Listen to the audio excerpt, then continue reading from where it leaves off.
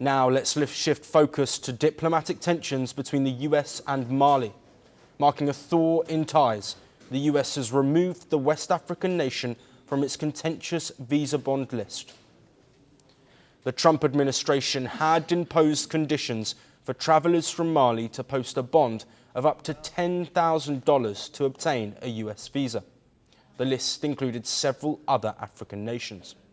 The US said that the visa bond imposed was based on the overstay rate mentioned in the Department of Homeland Security's report. The move was aimed at ensuring that the visitors returned to their home countries. Mali was added to the list on October the 8th, and the curbs were set to come into effect on October the 23rd.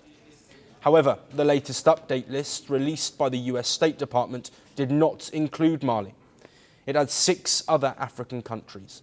These include Mauritania, Tanzania, the Gambia, Malawi and Zambia. Their visa bond requirements implementation dates range from August to October of 2025. Citizens from these nations would be required to deposit a bond of up to $15,000 to obtain a B1 or B2 US visa. These are non-immigrant visas for foreign nationals visiting the country for business, tourism, vacation or medical treatment.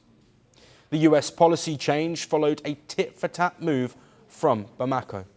Mali announced reciprocal measures for Americans, requiring them to post a $10,000 bond to get visas to visit the country. These measures came into effect on October the 12th. Mali also accused Washington of targeting Malian citizens unfairly. In accordance with the principle of reciprocity, Mali has decided to introduce an identical visa program imposing the same conditions and requirements on U.S. nationals as those applied to Malian citizens. In recent years, Mali has rejigged its international alliances. It has demonstrated a willingness to respond forcefully to external policy pressure, and the retaliatory move aligned with its policy, sending a message that the country would not accept unilateral measures. The visa bond policy was part of a crackdown launched by the Trump administration on illegal migrants. The US has also struck deals with several African nations to take migrants deported by the Trump administration. Mali is not among the signees.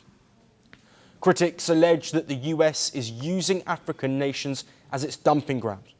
However, Mali's reciprocality to the US actions marks a change in tone of how African nations respond to pressure from the West. Want the facts? The latest developments? News that gets straight to the point. Well, we've got all 3 just for you. This is Firstpost Live, a brand new show, your window into what really matters. Don't miss it.